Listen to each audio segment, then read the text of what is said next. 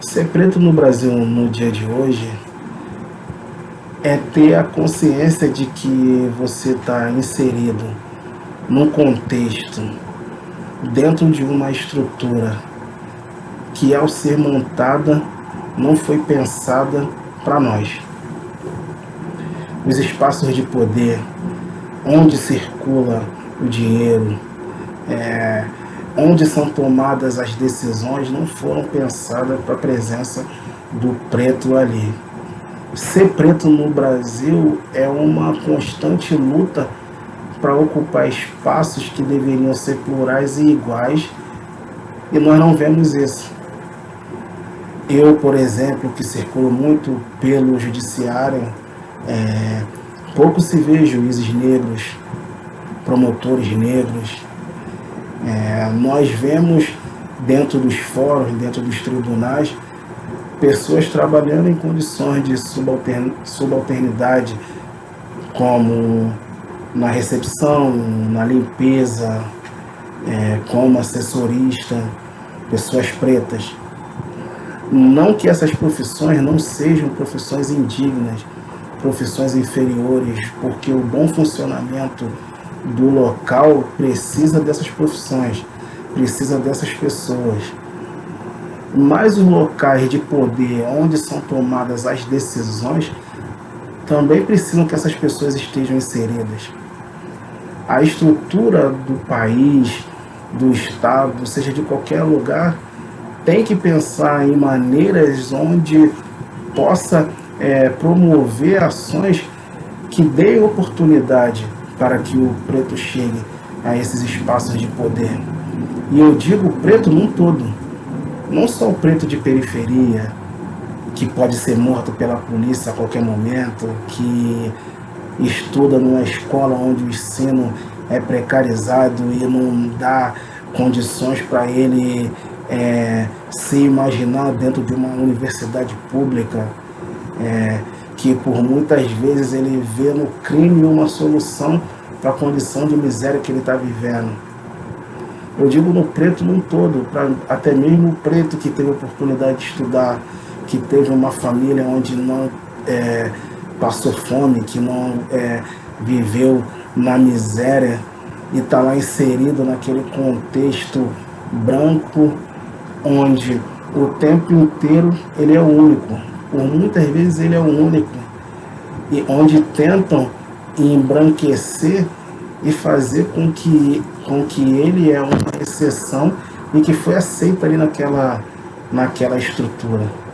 Ser preto no Brasil nos dias de hoje é ir na contramão disso tudo.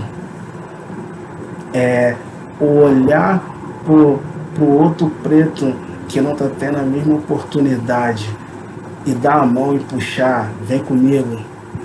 É buscar uma unidade, é tentar fazer dentro da sua possibilidade e até além dela que os outros alcancem pelo menos o que você alcançou também. Além do fato de que andar na rua sendo preto, tanto a pé como dentro de um carro importado, é você ter o perfil do suspeito padrão, é você enfrentar a questão de um racismo velado, que hoje em dia não está nem tão velado assim. É você ter negado, ver oportunidades sendo negadas a você por conta da sua cor, mesmo que aquilo não seja dito. É o tempo inteiro você ter que ser o melhor para ter um reconhecimento. Ser preto no Brasil no dia de hoje, e como sempre foi, é não ter o direito de errar, é não ter o direito a uma segunda chance, é brigar o tempo inteiro contra um sistema que ou te quer morto ou quer você servindo a ele. Olá, meu nome é Eliseu Paulo, sou pós-graduado em Teologia e o Pensamento Religioso, pós-graduado em Gestão de Políticas Sociais, pela Faculdade Metropolitana do Estado de São Paulo.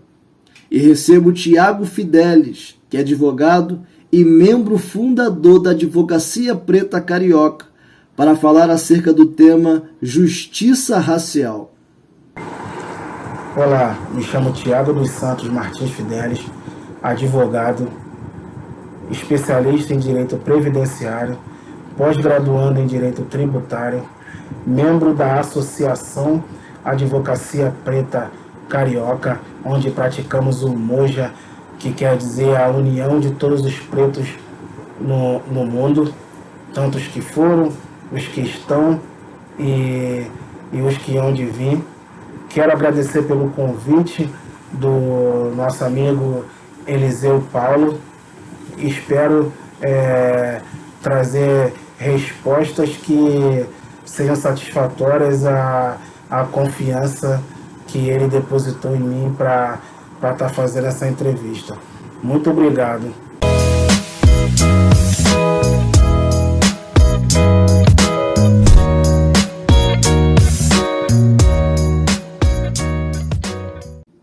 Doutor Tiago, o que é o racismo estrutural e institucional?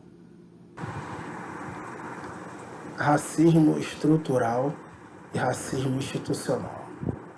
O que são? Vamos lá, veja bem. Partindo do princípio que o racismo são práticas com fundamento na raça, cujo objetivo é proporcionar desvantagem ou privilégios a um indivíduo de acordo com o grupo ou a raça em que ele está inserido, podemos entender que o racismo estrutural e o racismo institucional não passam do racismo na prática, a materialização do racismo. Falando de racismo estrutural, o racismo estrutural é aquele conjunto de práticas, de hábitos, até mesmo de falas que são embutidas no nosso costume, que mesmo que quase que imperceptível, promove a segregação racial. Ele pode ser caracterizado pelo acesso de negro aos espaços de poder, aos locais de decisão, às posições de liderança, aos altos cargos públicos serem mínimas. Quando a gente pensa na direção de uma empresa, na presidência de uma empresa, não passa na nossa mente que o presidente é negro, não passa na nossa cabeça que o gerente de uma loja é negro, não passa na nossa mente que o juiz que está na sala de audiência, antes de nós entrarmos, que ele é negro. O racismo estrutural ele veio trazer para o negro a escassez de oportunidade, para que o negro esteja sempre na condição de subalterno, esteja sempre ali para servir, quando na verdade as oportunidades deveriam ser iguais, porque na Constituição Federal, no artigo 5º, diz que todos os homens são iguais perante a lei. Mas na prática não se vê essa igualdade, infelizmente, porque a estrutura foi montada para a elite representada por uma raça estar acima e o negro subalterno, sempre ali para servir em posições onde não tenha comando, não tenha voz. E esse é o racismo estrutural. É uma forma de manter o povo negro em desvantagem desde cedo, desde a educação de base. Porque ao negro resta o quê? Uma escola de base precarizada, um bairro, uma comunidade, uma favela sem saneamento básico, sem perspectiva de vida, enquanto aos que estão no topo da pirâmide, ali, todas as oportunidades do mundo. Então não é comum nós estarmos diante de um magistrado negro, de um promotor de justiça negro. Nós chegamos lá, mas com muita luta, e muitos de nós não conseguem chegar por conta desse racismo estrutural que está na estrutura, que o único objetivo é colocar obstáculos ao crescimento e à evolução do povo negro.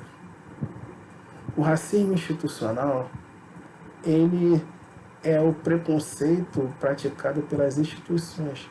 É o racismo praticado pela instituição, tanto ela pública quanto privada. A instituição pública, que é mais notório a questão do racismo institucional, é a polícia. Porque uma abordagem policial a uma pessoa negra, ela é muito mais incisiva, violenta, agressiva. Uma operação no local onde a maioria da população é negra, a polícia não se importa de chegar atirando, não se importa de derrubar uma porta sem mandato nenhum. É como se ali pudesse tudo, porque aquele povo ali não tem voz, aquele povo ali não vai poder reagir. Uma incursão policial numa comunidade, uma incursão policial na zona sul do Rio de Janeiro são totalmente diferentes. A abordagem é totalmente diferente. Nas instituições privadas, podemos ver como o banco, o negro dentro do banco, ele é o vigilante muitas vezes, profissão digna, mas o gerente, a pessoa que tem oportunidade para ser gerente, que às vezes é uma pessoa branca. Ali nas empresas, a diretoria, a presidência não faz um projeto de inclusão, uma ação afirmativa, onde o profissional negro venha ter uma oportunidade de chegar no cargo de chefia, num cargo aonde vai ter poder de decisão, onde ele vai mostrar a representatividade do povo negro, que é um povo capacitado, se tiver oportunidade, um povo inteligente. E essas são as definições. O racismo estrutural é aquele conjunto, é a estrutura que te mantém sempre afastado das oportunidades. E o institucional é a forma que as instituições nos tratam, tanto pública quanto privada. E é uma situação que precisa ser mudada através de ações afirmativas, através de projetos de inclusão, para que haja representatividade, para que o negro se veja e tenha a sensação de pertencimento ali dentro dos espaços de poder, que não se conforme com a condição de subalterna que é sempre imposto a nós. Doutor, explique a Lei 12.711 de 2012 e a sua importância. A Lei 12.711 de 2012, mais conhecida como Lei de Cotas, foi uma lei criada que,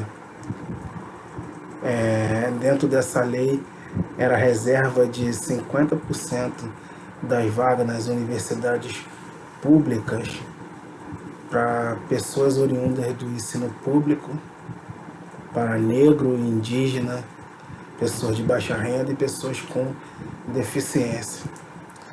O objetivo dessa lei era a inclusão social, a inserção do negro em cursos de ensino superior, a diversidade nas faculdades públicas e com isso a representatividade que faria com que as outras gerações, outros jovens negros se motivassem a entrar para a faculdade também, para a universidade também. E a importância dessa lei é o seguinte: ela proporcionou a inserção de pessoas negras, pessoas de baixa renda em profissões onde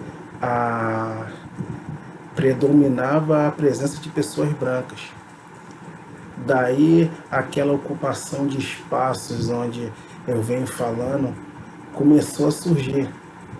Daí começou a ter médicos negros, advogados negros, engenheiros negros sendo inseridos nos espaços de poder, melhorando financeiramente falando, proporcionou a diversidade entre os grupos étnicos dentro das universidades. E é importante te frisar que essa lei, a construção dessa lei, ela foi algo que foi pleiteado, discutido primeiramente dentro do movimento negro. O movimento negro no Brasil teve um papel fundamental em cobrar do governo essa postura. E parabéns que nós estamos aí com essa lei completou 10 anos esse ano, foi sancionada e que permaneça por muito tempo, proporcionando a inclusão social e a diversidade em nosso país, mudando a realidade através do estudo, que como vem sendo dito ao longo das outras respostas às perguntas que foram feitas, muito do que o negro passa em relação ao racismo estrutural é por falta de oportunidade. E essa lei de cotas, ela proporciona a oportunidade que o povo negro precisa para ascender socialmente, financeiramente e ocupar os espaços nesse país que também é nosso. Então, o que se dá na importância dessa lei é a diversidade, a representatividade e o objetivo alcançado na qualificação, na ascensão social do povo negro, do povo indígena, da pessoa de baixa renda, a pessoa oriunda de escola pública. A desigualdade social brasileira sofre influência do racismo? Eu não digo que a desigualdade brasileira sofre influência do racismo. Eu digo que o racismo não é a estrutura da desigualdade brasileira. A desigualdade racial, ela está aí, ó. Só não vê quem não quer. Ou se vê, finge que não está vendo. Por mais que tenhamos avançado em medidas, ações afirmativas, temos ocupado alguns espaços de poder, temos falado sobre empoderamento, temos nos empoderado, ainda é grande a desigualdade, porque, como se falou no início do racismo estrutural, a estrutura não foi montada para o negro ascender em oportunidade igual à do branco. Ou seja, a desigualdade no Brasil tem a estrutura racista, tem no racismo o seu fundamento. Dados do IBGE dizem que somos por volta de 55,8%, 56% da população do Brasil, sendo que quase 64% da população carcerária é negra. Quase 67% das pessoas desempregadas em nosso país são negros. A miséria entre pessoas negras subiu no índice de 10 para 18% de 2020 até agora 2022. A cada 10 pessoas mortas pela polícia, 8 são negros. Sem contar de tudo que já foi falado aqui em relação à oportunidade, em relação a estudo, a moradia precária, a condições de chegar em algum lugar com igualdade. Existe igualdade? Existe democracia racial no Brasil? Essa resposta eu deixo para você que ouviu esses dados aí. Sim ou não? Doutor, o que é injúria racial? Com pena de 1 a 3 anos mais multa, injúria racial é o crime que ofende a honra e a dignidade da pessoa usando os elementos de raça. Um exemplo mais comum, que lamentavelmente acontece todos os dias, é o ato de alguém chamar uma pessoa negra de macaco. Isso consiste em injúria racial, que infelizmente é um crime afiançável ainda. Há um pensamento que eu compartilho desse pensamento, que a partir do momento também que eu injurio alguém, eu cometo injúria contra alguém e usando elementos de raça, eu não estou ofendendo apenas o indivíduo, como diz o crime de injúria, que é ofensa à honra de um indivíduo. Se eu usei elemento de raça, eu estou ofendendo toda a coletividade daquela raça ali, que nada mais é que um ato de racismo. Contudo, a injúria racial é ofensa à honra e à dignidade, fazendo uso de elemento de raça destinado a um indivíduo. Pelo Código Penal brasileiro, é assim que funciona a injúria racial, infelizmente. Doutor Tiago, explique a Lei 7.716 de 1989. Essas situações onde você percebe que a cor da sua pele, a sua raça, sua etnia foi o motivo pelo qual você teve acesso negado, você não teve acesso a um serviço, não teve acesso a uma promoção, não conquistou uma promoção.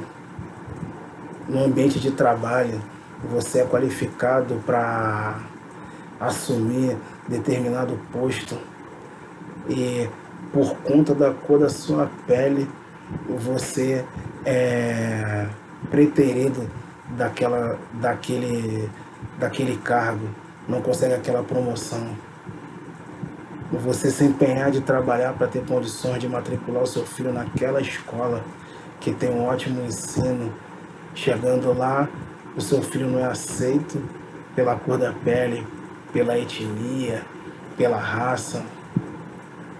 Sendo assim, essa lei 7.716 de 1989, ela veio para nos proteger desse tipo de atitude, motivada por questões de raça, por pura discriminação, tornando crime um ato desse.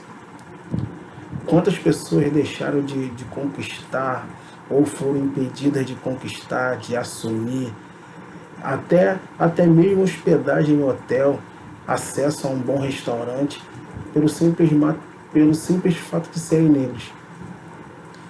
Sendo assim, o objetivo dessa lei é exclusivamente punir quem comete esse tipo de ato. Ou seja, ao perceber uma atitude dessa, entender que a motivação discriminatória tem a ver com a sua raça, a sua cor e sua etnia, denuncie. Porque essa lei foi feita para isso, sancionada para isso, e a justiça vai tomar as providências cabíveis. Reaja sempre à atitude racista. Não se acovarde diante disso. O que é o conceito educação antirracista? No meu entendimento, mas esse é algo particular meu, não há o que se definir. A definição que eu darei nesse momento que é um conjunto de estratégias curriculares, organizacionais e pedagógicas que tenham como objetivo promover a igualdade racial e combater o preconceito e a opressão, tanto no âmbito individual quanto no âmbito institucional, desde a educação de base. Dr. Tiago, qual a relação dos direitos humanos e a igualdade racial? A Declaração Universal de Direitos Humanos proclama que todos são iguais, livres em dignidades e direitos, sem distinção de qualquer espécie, principalmente de raça, cor ou origem nacional. Acrescenta também que qualquer doutrina de superioridade de raça é cientificamente falsa, moralmente condenável, socialmente injusta e perigosa. E prevê a possibilidade de discriminação positiva, que é a chamada ação afirmativa, que conhecemos aqui no Brasil como temos um sistema de cotas que possibilitou a população negra ter acesso às universidades, a concursos públicos, a ocupar os espaços onde era ocupado por uma elite branca. E com essas ações afirmativas, a igualdade racial vem sendo promovida, com exceção do negro, nesses espaços. Sendo assim, podemos concluir que os direitos humanos está ligado totalmente à igualdade racial. Porque independente da raça, somos todos seres humanos. Infelizmente, o povo negro tem muitos de seus direitos violados. O direito humano, principalmente. Sendo assim, a necessidade das ações afirmativas, de leis que protejam, como a lei antirracismo, contra o racismo, o direito antidiscriminatório que precisa ser disseminado, a consciência e letramento racial do próprio povo negro, e sim a colaboração de todos, não se comprometendo apenas em não ser racista, e sim antirracista.